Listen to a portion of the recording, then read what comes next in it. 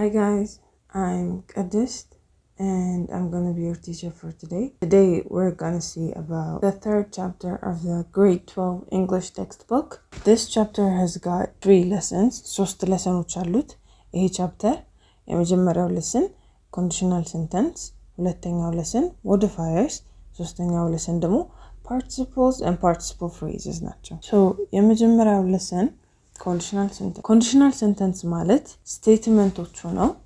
ስቴትመንቶቹ ነው አንድ ፉል ሴንተንስ ክሬት ያደርጋሉ። አንዱ ስቴትመንት if clause ነው፣ አንዱ ስቴትመንት main clause ነው። ኦኬ if clause dependent clause ነው፣ main clause independent clause ነው። if clause condition ይገልጻል መሆን ያለበት ነገር ወይም ደግሞ መሆን የሚችል ነገር። main clause consequence ይገልጻል። if clause ቢሆን ወይ ደግሞ ያ መሆን የሚችል ወይ መሆን ያለበት ነገር ቢሆን ሊመጣ የሚችለው ሪዛልት ኮንሲኩዌንሱ ምን እንደሆነ ይገልጽልናል ሜን ክሎሱ ላይ። ሶ ኮንዲሽኑ ኢፍ ክሎዝ ነው፣ ኮንሲኩዌንሱ ወይ ደግሞ ሪዛልቱ ሜን ክሎዝ ነው። ለምሳሌ for example I would travel around the world if I won the lottery. I would travel around the world if I won the lottery. አሁን እዚህ ጋር if ክሎዙ if I won the lottery ሎተሪ ባሸነፍ I would travel around the world. travel አደርግ ነበር እንደማለት ነው። so ሎተሪ ባሸነፍ travel አደርግ ነበር። ሎተሪ ባሸነፍ travel አደርግ ነበር። so ቀድሞ የሚመጣው የትኛው ነው? ሎተሪ ማሸነፉ። የሎተሪ ማሸነፉ ውጤቱ የትኛው ነው? traveling around the world. travel around consequence ነው ማለት ነው። so main clause is I would travel around the world.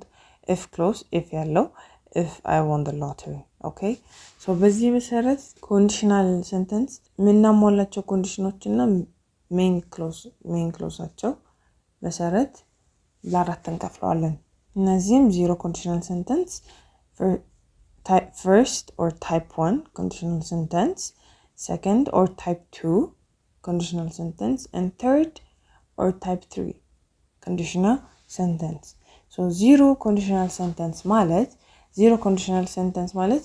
general truth የሚታወቅ ነገር fact የሚነግረን general truth እና fact የሚነግረን ሲሆን zero conditional sentence እንለዋለን። so general truth express ለማድረግ የምንጠቀመው ምንድነው? ሁሌ simple present clause general truth scientific fact ሲሆን የማይቀየር ነገር ስለሆነ ሁሌ ያለ ነገር ስለሆነ ሁሌ ያለ እና የነበረ ነገር ስለሆነ simple present tense እንጠቀማለን። so ሁለቱም clause ላይ if clauseም main clauseም simple present tense እንጠቀም zero conditional sentence እንለዋለን። ደግሞ zero conditional sentence for example if you don't brush your teeth you get cavity. so simple present form ምንድነው? subject plus verb 1 or verb s or verb es plus object no. so if you don't brush, if you we have you do as verb to do or an auxiliary verb, brush as the main verb, you plus brush, you plus verb 1, and the if clause like you plus get and the main clause. Wait, main clause like what I know. And then continuing to first conditional sentence or type 1 conditional sentence. First conditional sentence የምንጠቀምበት ሊሆን የሚችሉ likely to happen በአሁኑ ጊዜ ያልሆኑ ለቀጣይ maybe ለfuture የመሆን possibility ያለው ነገር ሲሆን we use type 1 or first conditional sentence. so ለቀጣይ possibility ስለሆነ ሊሆን የሚችል ስለሆነ ያ possibility ሊሆን የሚችለው አሁን የሆነ condition ከሟላን ነው። የሆነ ኮንዲሽን የሆነ ያ ለቀጣይ የምንፈልገው ነገር እንዲሆን የሆነ ኮንዲሽን አለ። so እሱን ኮንዲሽን ካሟላን ነው። so ኮንዲሽኑ የምናሟላው አሁን ነው፣ ነገሩ የሚሆነው ለቀጣይ ነው ማለት ነው። so እንደዛ ስለሆነ if clause ላይ simple present tense እንጠቀማለን። here we have simple present tense if clause ላይ እንጠቀማለን። main clause ደግሞ simple future tense. Simple future tense form is will plus verb 1. Will plus verb 1 or will plus be. So will plus verb 1 is the simple future form.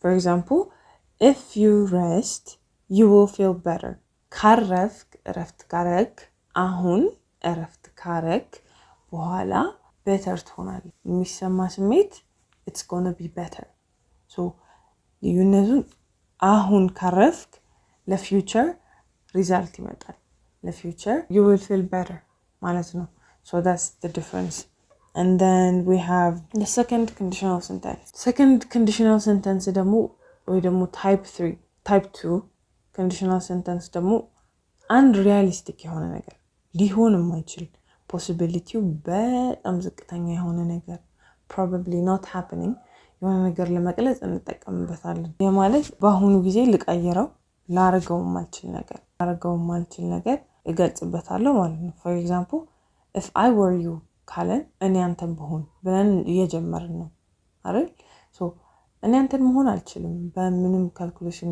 in this lifetime በዚህ አሁን ባለነው ሁኔታ አሁን ባለነው ህይወት እኔ አንተን መሆን አልችልም maybe እንዳንተ መኖር እችላለሁ እንጂ አንተን መሆን አልችልም so ይሄ ማለት unrealistic የማይሆን ነገር ነው it's impossible for me to be you so ይሄንን ለኤክስፕረስ ለማድረግ type 2 conditional sentence እንጠቀማለን ማለት ነው so if clause is a simple past tense if clause simple past tense ነው and main clause modal auxiliary verboቹ ነው modal verbs ነው ግን auxiliary modal auxiliary verbs ነው እነዚህ ያ will shall may can past form የነሱ past form past form ማለት could should would might could should would might could ya can should ya shall would ya will might ya may past forms ናቸው so እነዚህን በሜን ክሎዝ ላይ ያጠቃልላል በኢፍ ክሎዝ ላይ simple past tense for example we have if I inherited $1 billion I would travel to the moon if I inherited $1 billion I would travel to the moon and more unlikely የሆነው የት ነው traveling to the moon is more unlikely because የራሱ የሆነ process ይኖረዋል it's such a long process እንደዛ ስለሆነ so if we say this is the impossible one this is the maybe probable one the condition I need to fulfill for this to happen okay so if I inherited $1 billion ማለት inherited we have a verb 2 here so this is simple past subject plus verb 2 and then we have would plus verb 1 so this is the modal auxiliary verb plus verb 1 form in the main clause and then third conditional sentence ወይ ደግሞ type 3 conditional sentence ማለት ደግሞ ቁጭትን ለመግለጽ እንጠቀምበታለን ቁጭት ማለት regret okay የሆነ condition ቢቀየር ኖሮ ወይ ሌላ ኮንዲሽን ቢሆን ኖሮ ኮንሲኩዌንሱ ሊቀየር ይችላል ሌላ ኮንሲኩዌንስ ሊያመጣልን የሚችል ነገር ሲሆን ያ ሲቹዌሽን ቁጭት ነው እኔ እንደዚህ ባረግ ኖሮ እንደዚህ ብትለኝ ኖሮ ምናምን ስንል ቁጭት ነው እየገለጽን ያለ ነው regret ነው እየገለጽን ያለ ነው so ይሄ ማለት we use it to express regret okay something that had already happened in the past but the consequence could have been different if the condition was different and in this case we use past perfect tense if close like past perfect tense ማለት had plus past participle ማለት verb 3 ማለት ነው okay verb 3 past participle had plus past participle ሲሆን past perfect ነው if closely and then modal auxiliary plus have plus past participle ይሄ ማለት simple future perfect tense ማለት ነው future perfect tense ነው ማለት ነው okay main clause like future perfect tense main clause like which means modal auxiliary verbs ቀድመ ያየናቸው plus have plus past participle okay እቺ ብቻውን ብትሆን it would have been present perfect again ምን ብያችኋለሁ we're expressing regret so something that could have happened for the future no ምናወራው but it's not gonna happen for the future so this is gonna be future perfect tense future ሲሆን ደግሞ would could should መኖር አለበት would እና could or መኖር አለበት okay example if you had told me you needed a ride I would have left earlier so had told past participle form is ያለ had told is the past participle form or verb 3 form yeah tell and then we have had so if you had told me you needed a ride እንደሚያስፈልገ ነግረኸኝ ቢሆን ኖሮ okay I would have left earlier would አለ modal auxiliary have አለ left አለ so here we have our future perfect tense okay so him አልቋል and then we continue sum it up sum up ሳረግላችሁ የመጀመሪያው zero type conditional ያለው general truth ለመግለጽ እንጠቀምበታለን ሁለቱ ላይ simple present tense እንጠቀማለን the first conditional tense ደግሞ possibility ለመግለጽ እንጠቀምበታለን የመጀመሪያው if clause ላይ simple present እንጠቀማለን main clause ላይ simple future tense እንጠቀማለን and second conditional ሲሆን ደግሞ ሊሆን የማይችል ነገር possibility የሌለው ነገር ለመግለጽ እንጠቀምበታለን if clause ላይ simple past ይወስዳል main clause ላይ modal auxiliary verbs plus verb 1 ይወስዳል third conditional sentence ሲሆን ደግሞ ቁጭትን regret ለመግለጽ እንጠቀምበታለን so if clause ላይ past perfect ይወስዳል main clause ላይ ደግሞ modal verbs plus have plus past participle ይወስዳል ማለት ነው and then we continue to the second lesson about modifiers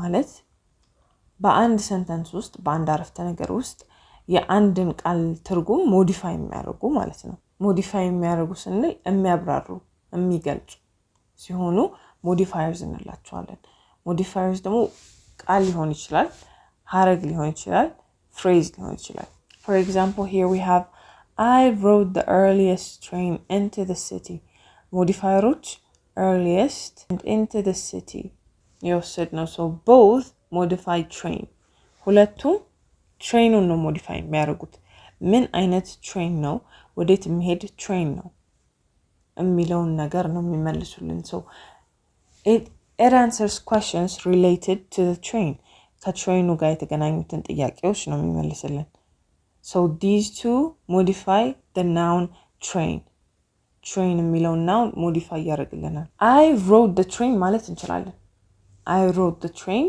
ማለት እንችላለን ግን ሰው ማብራሪያ ከፈለገ ይቀጥላል ጥያቄ አይደል በአንድ sentence ተናግረን መጨረስ ከፈለግን ግን I rode the earliest train into the city አሁን ሶስት ጥያቄ መለስን ማለት ነው በምን መጣ በትሬን የትኛው ትሬን ቀድሞ የሚወጣው ቶሎ የሚወጣው መጀመሪያ የሚወጣው ትሬን ወዴት የሚሄደው into the city የሚሄደው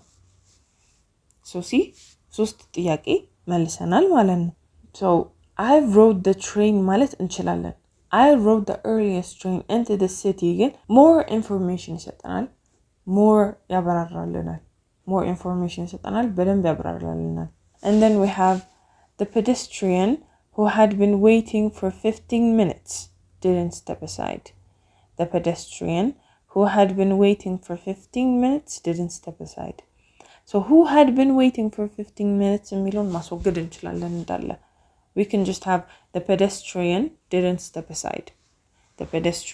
step aside ብቻ ማለት እንችላለን but modify ስናደርገው more information መስጠት ስንፈልግ so the pedestrian didn't step aside ስንለው ለምን ምን ሆኖ ሊነል ይችላል ግን ያው በአንድ አረፍተ ነገር the pedestrian who had been waiting for 15 minutes didn't step aside ለምን ለሚለው ጥያቄ 15 ደቂቃ ሙሉ ስለጠበቀ ብሎ ይመልስለታል በዛው አንድ sentence ውስጥ ተመልሶ እንዳይጠይቀው ማለት ነው okay it gives us more information about the sentence so ሁሌ modifiers modify የሚያደርጉት noun ብቻ አይደለም noun verb adjective modify ማድረግ ይችላሉ ሶስቱንም እና ወይ modify ከሚያደርጉት ቃል በፊት ነው የሚመጡት ወይ ከዛ በኋላ like in the earliest train into the city earliest ከትሬን በፊት መጣ okay into the city modifier clause ይሄ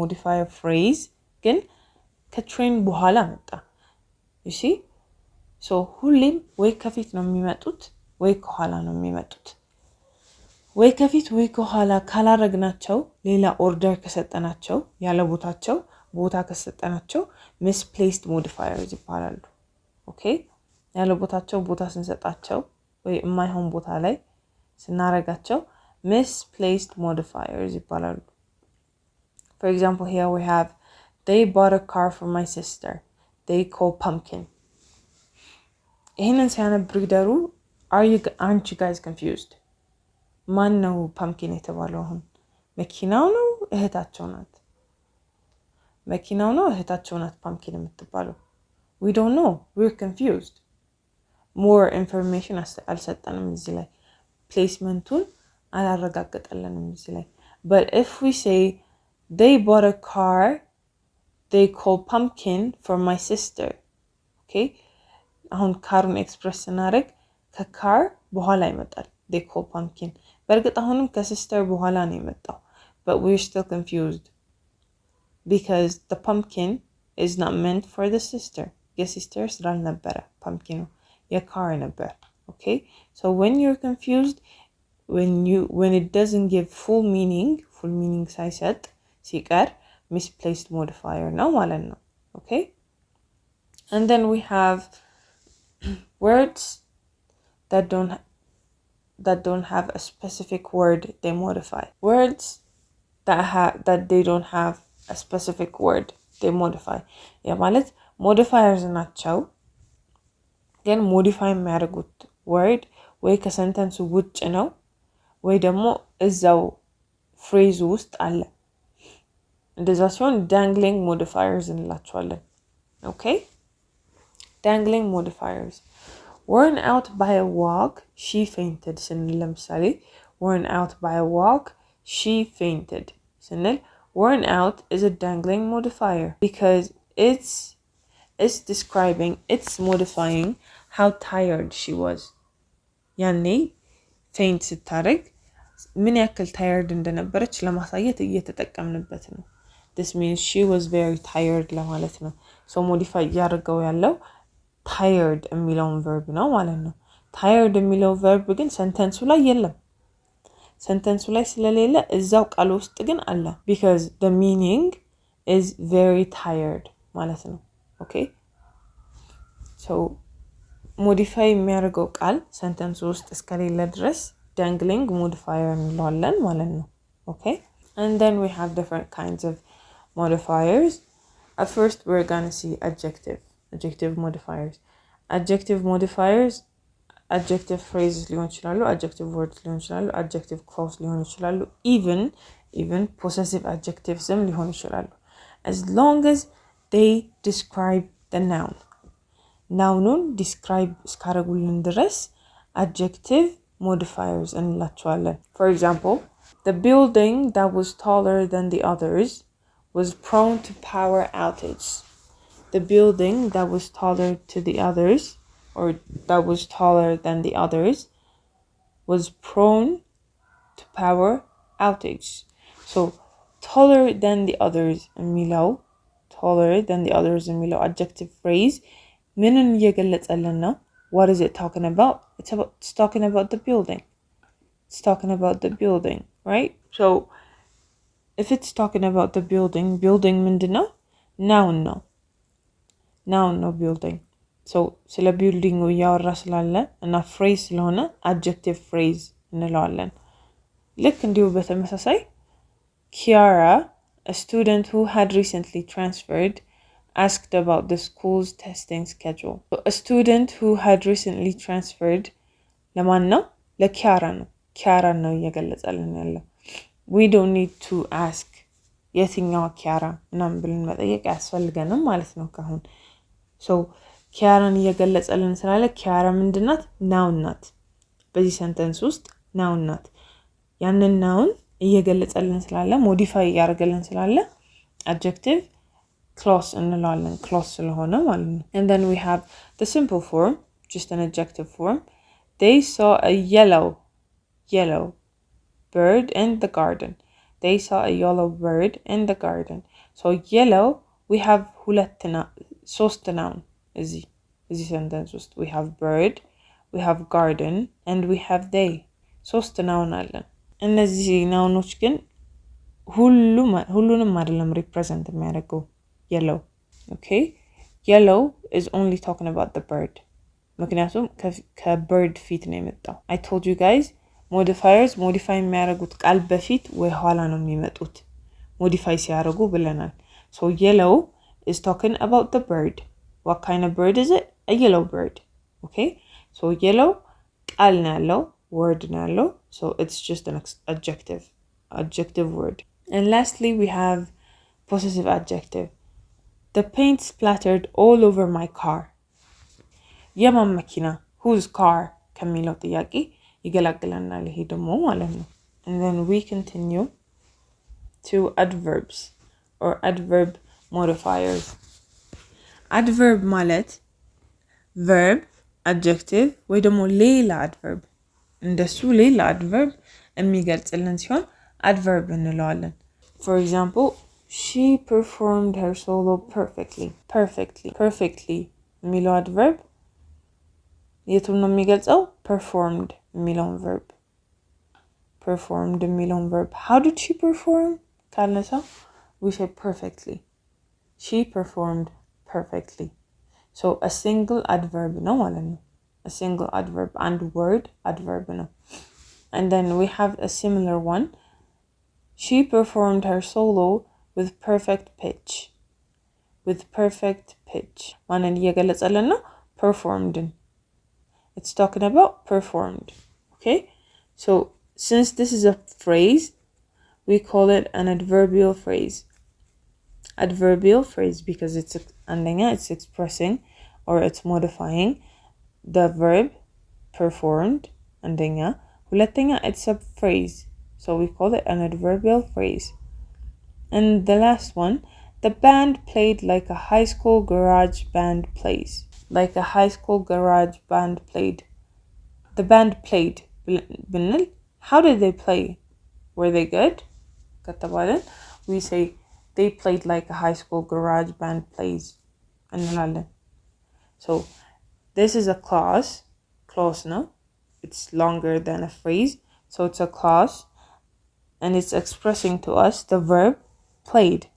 የሚለውን verb modify ያደርገልን ነው.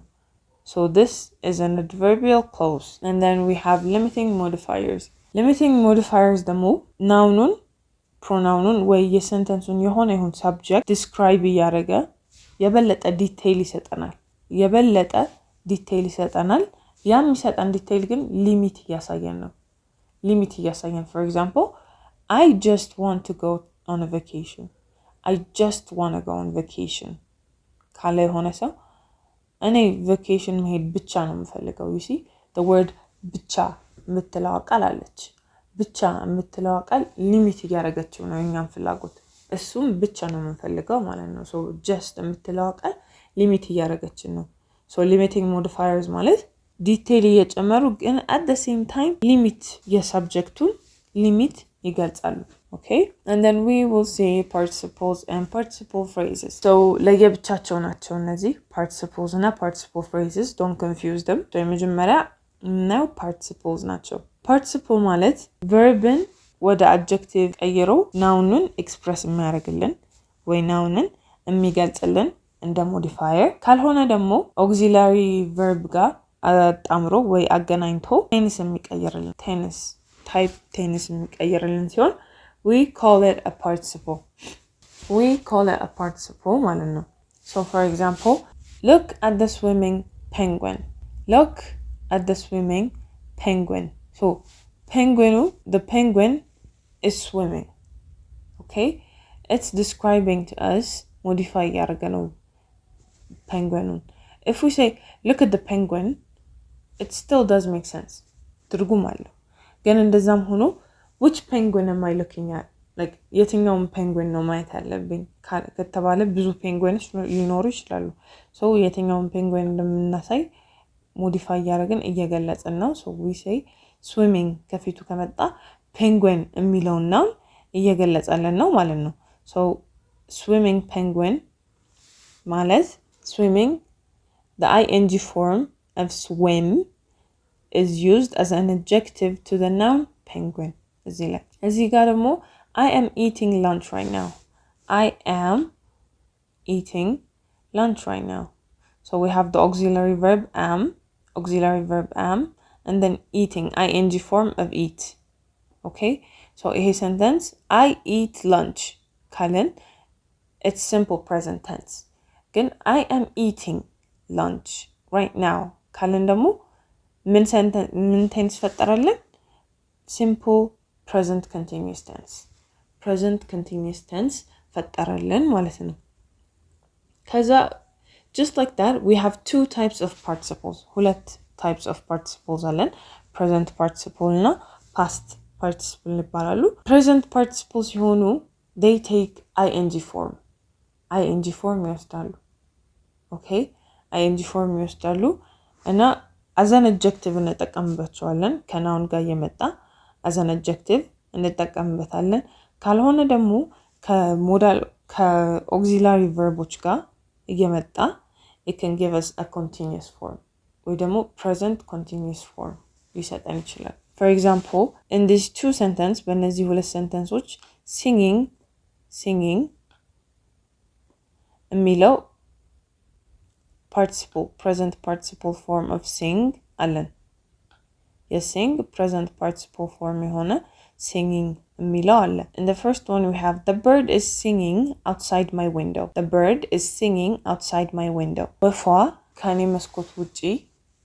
መስኮት በውጪ ሆና እየዘፈነች ነው ወፏ ከኔ መስኮት በውጪ ሆና እየዘፈነች ነው ሁለተኛው ደግሞ the singing bird is outside my window የምትዘፍነው ወፍ ከመስኮቴ በውጪ ናት okay so ሁለተኛ sentence ላይ አሁን እየዘፈነች ነው አልዘፈነችም specify አላረጋለንም እኛ አናቅም አሁን እየዘፈነች ነው አልዘፈነችም ላትዘፍንም ትችላለች የመጀመሪያው sentence ላይ ግን አሁን እየዘፈነች ከውጭ አለች ማለት ነው okay አሁን እየዘፈነች ከመስኮቴ በውጭ በኩል አለች ማለት ነው so እዚህ ላይ is singing ከauxiliary verb ጋር ስለሆነ የመጣው it's expressing a present continuous tense form የሆነ certain tense form ነው እየገለጸልን ያለው ሁለተኛው ላይ ግን ከናውኑ በፊት ስለሆነ የመጣው before the noun ከናውኑ ጋር ስለሆነ የመጣው it's expressing to us about the noun so it's an adjective ማለት ነው it's also used as a modifier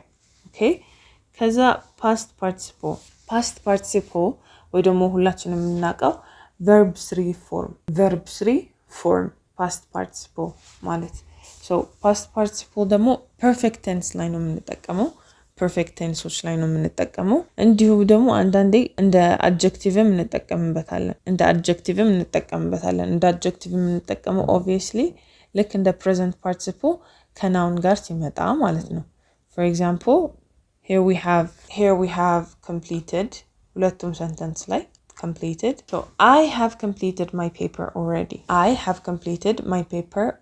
so have completed ከhave ጋር ነው የመጣው you see ከhave ጋር ነው የመጣው have is an auxiliary verb ነው ወይ ደግሞ አንዳንዶቻችሁ በverb to have እናቀው ይሆናል so have plus the past participle form of complete ነው ያለው እዚህ ላይ have plus the past participle form of complete ስለሆነ this is a present perfect tense because have ነው ያለው have plus verb 3 ሲሆን present perfect had plus verb 3 ሲሆን past perfect the second sentence however I turned in my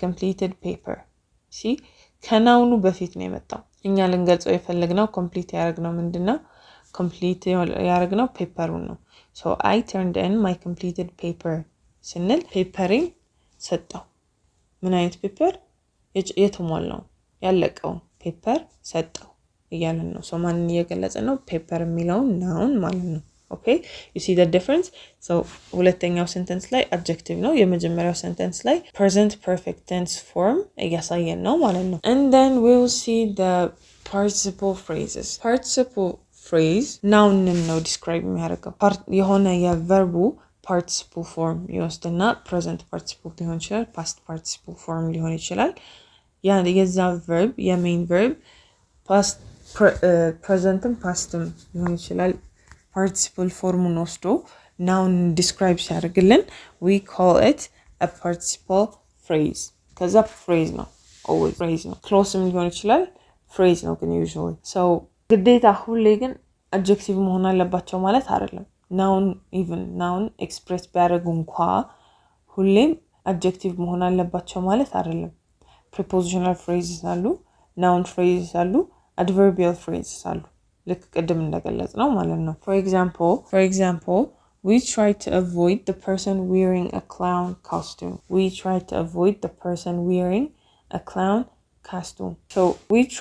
to avoid the person ከተባለን የትኛውን person the reader is going to be confused so for them not to be confused we added wearing a clown costume so we're expressing that person ሰውን the person avoid ያደረግን ያለነው ሰው ምን አይነት ሰው እንደሆነ የትኛው ሰው እንደሆነ ለማሳየት እየሞከርን ነው we're clown costume የለበሰው ሰው እያለን ነው so አሁን ዲፕሊ ከመግባታችን በፊት እንድታውቁት የምፈልገው ነገር restrictive እና non-restrictive clause ይባላል restrictive እና non-restrictive ሲሆን ሰንተንሱ የተሟላ ትርጉም እንዲሰጥ ግዴታ መኖር ያለበት participle phrase ወይ ደግሞ ግዴታ መኖር ያለበት clause ሲሆን we call it a restrictive clause ወይ restrictive phrase ሰንተንሱ ላይ ለውጥ የማይፈጠር ማለት ልናስወጣው የምንችለው ከዛ ሰንተንስ ብናስወጣው ለራሱ ትርጉም የሚሰጠን ሰንተንስ ማውጣት የምንችል ከሆነ non-restrictive sentence እንለዋለን non-restrictive clause ወይ non-restrictive phrase እንለዋለን ማለት ነው so ይሄንኛው restrictive ነው ምክንያቱም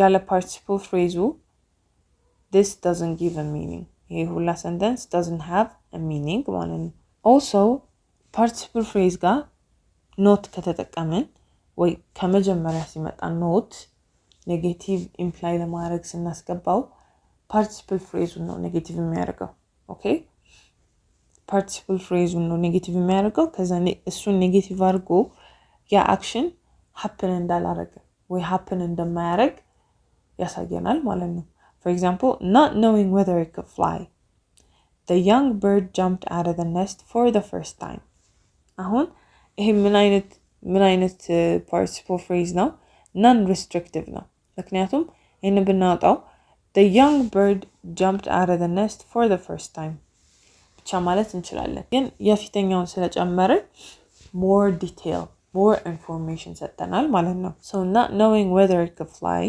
የሚለው not ከፊት መጣ so not የሚለው ከፊት ስለመጣ ይሄን ሁሉ አይዲያ ኔጌቲቭ አደረገው ማለት ነው so መብረር እንደምትችል ሳታውቅ ወይ ሳታውቅ ትንሽ የወፍ ከነስቱ ዘለለ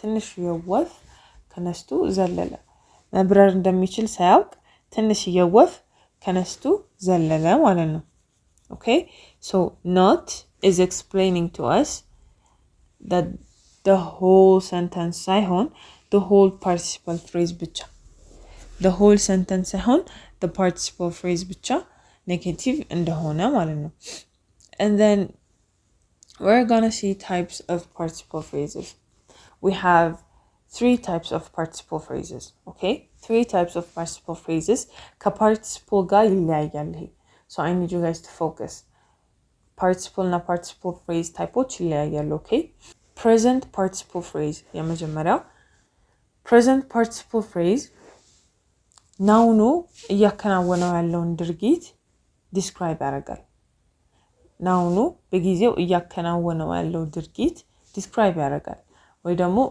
የአክሽን ሲፈጠር ወይ ከዛ በፊት የነበረው አክሽን ሲፈጠር ናውኑ እያከናወነው የነበረው ድርጊት for example our parents found us walking the dog at midnight okay walking the dog at midnight so we're talking about when they found us መቼ እንዳገኙን ሲያገኙን እኛ ምን ያደርግን ነበር ነው so በዛን ጊዜ ያከናወነው የነበርነው action በዛን ጊዜ በሂደት ላይ የነበረው action ማለት ነው so በዛን ጊዜ በሂደት ላይ የነበረው action walking the dog at midnight በኩለ ሌሊት ውሻውን walk ማስደረግ ማለት ነው I don't know why you do that ግን በኩለ ሌሊት ውሻውን walk ማስደረግ እየተከናወነ የነበረው ድርጊት ነው ወላጆቻቸው ሲያገኙአቸው እየተከናወነ የነበረው ድርጊት ነው past participle phrase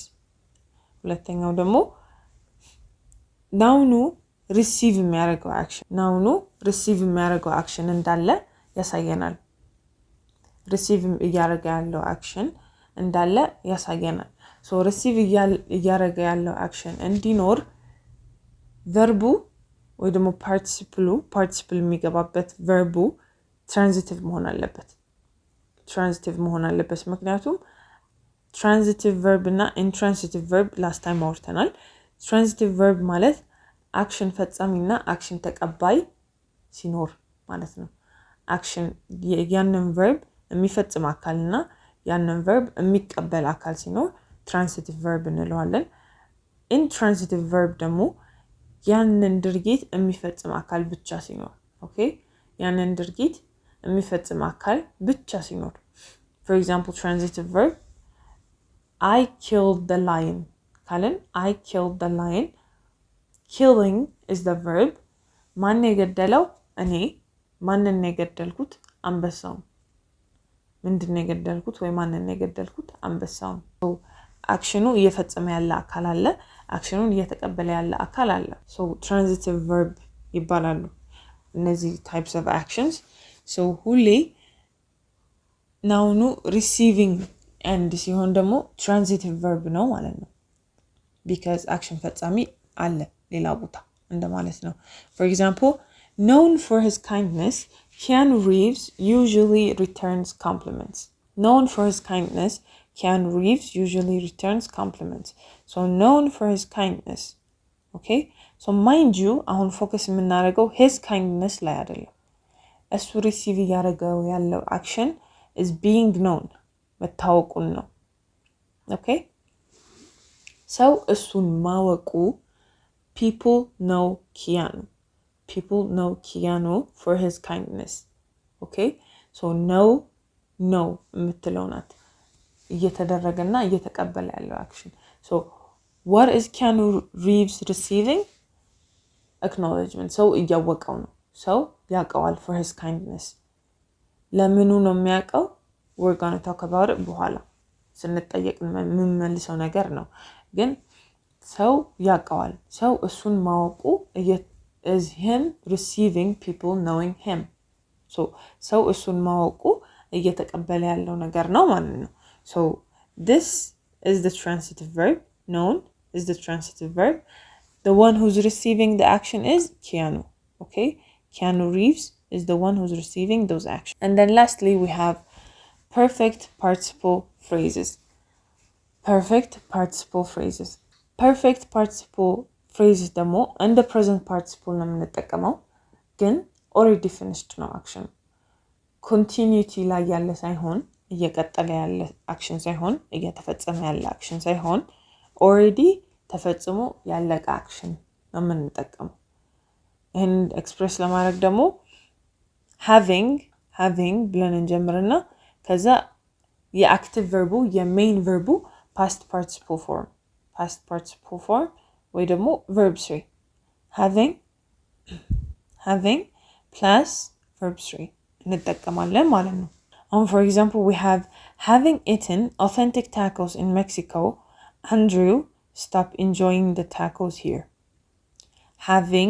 we have having eaten አይደል having plus eat verb 3 form is eaten irregular verb ነው so eaten already በልቷል እዛ ሜክሲኮ the country አገሩ ሜክሲኮ ሂዶ በልቶ መጥቷል already ያለቀ ነገር ነው በልቶ ጨርሶ መጥቷል እዚህ ግን ሌላ ታኮ መብላት አልቻለም so we focus on the participle phrase. Participle phrase already finished action ነው. The rest, the main sentence ወይ ዋና ፓርቱ ዋና ሰንተንሱ ላይሆን ይችላል። in continuity ሊሆን ይችላል. We don't talk about the ስለ ዋና ሰንተንሱ አናወራም. We talk about the participle phrase ብቻ. So participle phrase already ተፈጽሞ ያለቀ የተጠናቀቀ action ከሆነ having ይጀምርና ከዛ verb 3 ይቀጥላል. Verb 3 form of the verb ማለት ነው. And then we are going to see about some rules. Okay? Some rules. So rule number 1 ሁሌ apply ማድረግ ያለባችሁ rule participle phrase ሁሌ ከናውኑ በፊት ወይ ከናውኑ በኋላ ይመጣል። ሁሌ ከናውኑ በፊት ወይ ከኋላ ከሰንተንሱ መሃል ናውኑ መጀመሪያ ሆኖ participle phrase ከሰንተንሱ መሃል ሊመጣ አይችልም። It's always next to the noun ወይ ከፊቱ ነው ወይ ከኋላው ነው ማለት ነው። non-restrictive participle phrase ሲሆን ለብቻው ለማለት ኮማ እንጠቀማለን። non-restrictive ምን ማለት ነው አልኳችሁ ቅድም ለሰንተንሱ more information ይሰጠናል ሲገባ ሲወጣ ግን still ሰንተንሱ ትርጉም የሚሰጥ ሲሆን still ሰንተንሱን አንበን መረዳት የምንችል ከሆነ non-restrictive participle phrase እንለዋለን። ግን ከፊት ወይ ከኋላ ሲመጣ ናውኑ the noun shouldn't be a pronoun. subjecቱ pronoun መሆን የለበትም. okay? he, she, it, we, you, they መሆን የለበትም. because it doesn't make sense. ከዛ በኋላ ከመጣ ትርጉም አይሰጠንም. okay?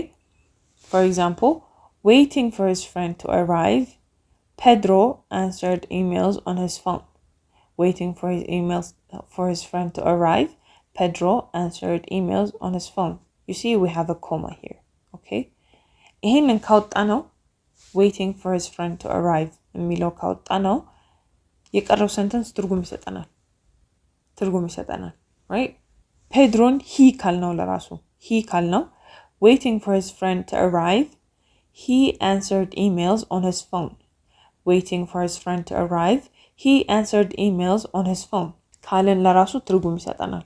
The second sentence መሃል ላይ ሲመጣ participle phrase still comma እንጠቀማለን. see, we need a comma. non-restrictive ሲሆን ሁሌ ኮማ ያስፈልገናል. Pedro waiting for his friend to arrive answered emails on his phone. ትርጉም ይሰጣል. so በpronoun የማይሆንበት ምክንያት ልንገራችሁ. he waiting for his friend to arrive answered emails on his phone. so ሁለት pronoun አለ. so Pedro የነበረው he እና his possessive. you see ሁለት አለ. so it doesn't make sense አይሰጥም. ትርጉም አይሰጥም. አላስፈላጊ ድግግሞሽ ይኖራል pronoun ከሆነ. so pronoun ከሆነ the noun, if it is a pronoun, ሁሌ non-restrictive participle phrase ከፊት ነው መምጣት ያለበት. ግን noun ከሆነ ኖርማል ስም ከሆነ ተውሳከ ስም ካልሆነ ከፊትም መምጣት ይችላል ከኋላም መምጣት ይችላል.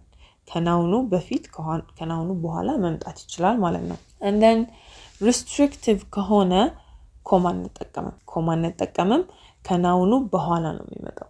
because ናውኑን ኤክስፕረስ ያደርገን ነው. so ናውኑ ይመጣል. then we have the noun ከዛ ከናውን በኋላ participle phrase ይመጣል. restrictive ሲሆን ለሰንተንሱ ማንዳቶሪ ሲሆን የparticiple phrase መኖር ማለት ነው. for example, the woman wearing long silky dress is my sister. let's say ብዙ ሴቶች አሉ እዛ ቦታ ላይ እና የሆነ ሰው ጠየቀኝ የትኛዋ ናት እህትሽ ብሎ. if I want to tell them that woman is my sister ካልኩ they're going to be confused because already ብዙ ሴቶች አሉ እና ከነዛ ሴቶች መሃል የትኛዋ የኔ እህት መሆኗን እሱ አግኝቷት አያውቅ. so he's asking. so እኔ more detail መስጠት አለብኝ የትኛዋ እህቴ እንደሆነች. I could say the woman wearing the long silky dress is my sister ካል ለየት የሚያረጋት ነገር እየነገርኩት ነው. long silky dress. so long silky dress ያላትን ሴት የለበሰችን ሴት ነው የሚፈልገው ማለት ነው. you see, so the woman is my sister ካልን confusion ነው የምንፈጥረው እንጂ meaning አንሰጥም. the woman wearing the long silky dress is my sister ካልን ግን ሰውየው is gonna start looking for long silky dress ነው መፈለግ የሚጀምረው ሰውየው. Okay, so this is a restrictive participle phrase placement. ከዛ ደግሞ noun modify እያደረገ participle phrase noun modify እያደረገ noun ግን subject ካልሆነ ማለት object ሊሆን ይችላል another noun ሊሆን ይችላል አሁን ቅድም እንዳየነው አንድ sentence ውስጥ 3 noun 4 noun ሊኖር ይችላል 3 noun 4 noun ሊኖር ይችላል so ያ participle phrase የሰንተንሱ subject የማይገልጽልን ከሆነ ሌላ noun የሚገልጽልን ከሆነ ከዛ ከሚገልጸው noun ቀጥሎ ያለ ኮማ restrictive ሊሆን ይችላል non restrictive ሊሆን ይችላል ብቻ ከዛ noun ቀጥሎ ያለ ኮማ ይመጣል ሁሌ for example dressed in the outfit chosen by her parents Alice covered her face so people wouldn't see her this whole thing is a participle phrase no the whole thing ግን ከዛ ውስጥም ትንሽዬ part አለ ከዚህ ሁላ participle phrase ውስጥም ትንሽዬ part chosen by her parents የሚለው ይሄ ትንሽዬ participle phrase አለ this small participle phrase is talking about what it's talking about the outfit ስለ outfit ነው የሚያወራው okay ስለ outfit ነው የሚያወራው Alice is the subject of the sentence የሰንተንሱ subject ናት Alice ግን ስለ አሊስ አይደለም እያወራ ያለው ይሄ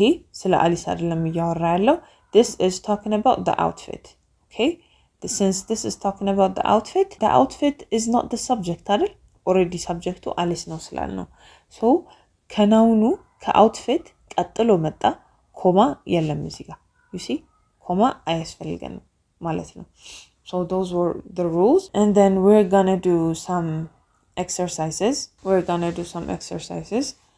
so the first batch I need you to complete based on the given conditional sentence አሁን zero conditional sentence ከሆነ present simple ነው ሁለቱም ላይ if clause main clause ብለናል so if clause ላይ you would put present simple tense main clause ላይ present simple tense for example አሁን የመጀመሪያውን ስንሰራ if I wake up late I am late for work if I wake up late I am late for work you see simple present if clause like simple present main clause like በተመሳሳይ first conditional sentence ላይ ምን ብለናል simple present if clause like and future tense main clause like simple present if clause like